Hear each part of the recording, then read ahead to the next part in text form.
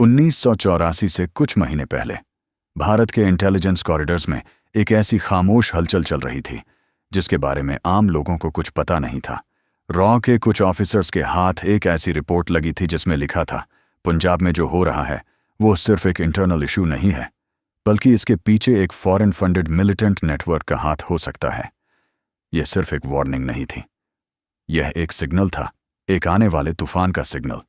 1980 के शुरुआती साल पंजाब, जो कभी भारत का सबसे समृद्ध राज्य माना जाता था, धीरे धीरे टेंशन और अशांति की तरफ बढ़ने लगा।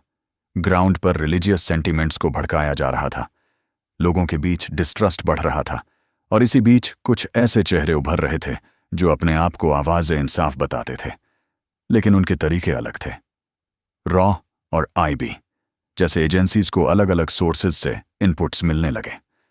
कुछ रिपोर्ट्स में फॉरेन फंडिंग के इंडिकेशंस थे, कहीं आर्म्स सप्लाई के रूट्स ट्रेस हो रहे थे, और कुछ इंटरसेप्ट्स में ऐसे सिग्नल्स मिले जो दिखाते थे कि ये सब कुछ स्पॉन्टेनियसली नहीं हो रहा, ये सब कुछ प्लान्ड लग रहा था।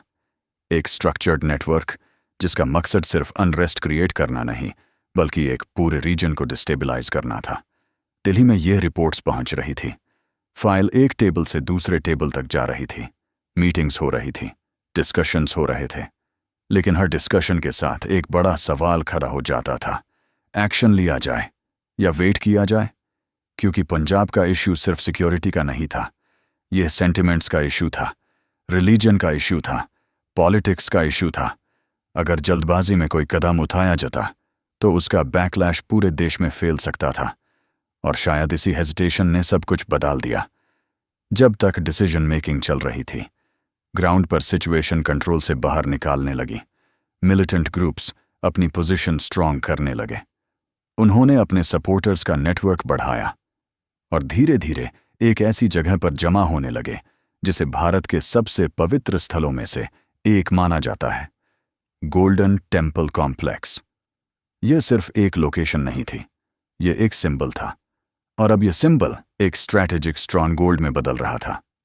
सिक्योरिटी एजेंसीज के लिए यह सब देखना आसान नहीं था, उन्हें पता था कि सिचुएशन डेंजरस डायरेक्शन में जा रही है।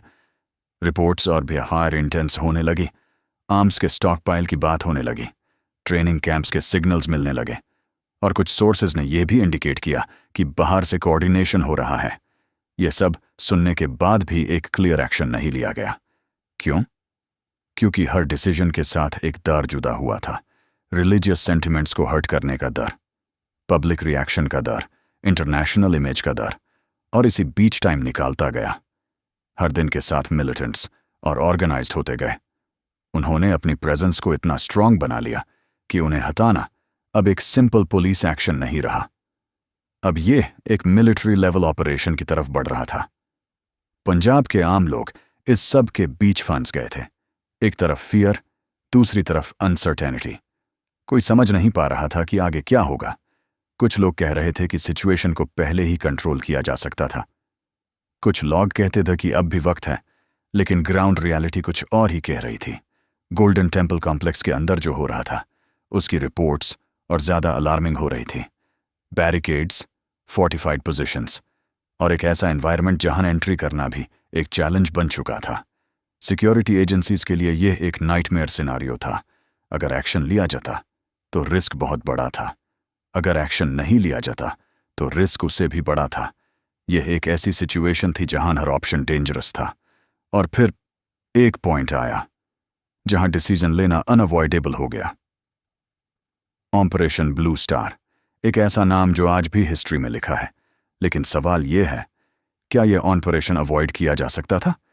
क्या अर्ली इंटेलिजेंस पर टाइमली एक्शन लिया जाता तो क्या पंजाब को उस एज तक पहुंचने से रोका जा सकता था? यह सवाल आज भी एक्सपर्ट्स के बीच डिबेट का टॉपिक है।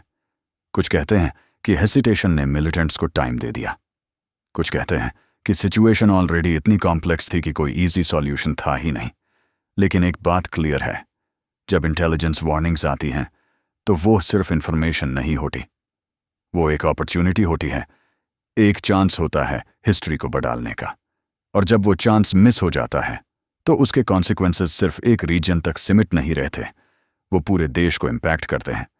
1984 की वो कहानी हमें ये सिखाती है कि डिले कभी कभी सबसे महंगा डिसीजन होता है, क्योंकि जब तक आप डिसाइड करते हो तब तक ग्राउंड रियलिटी आपके कंट्रोल से बाहर जा चुकी होती है।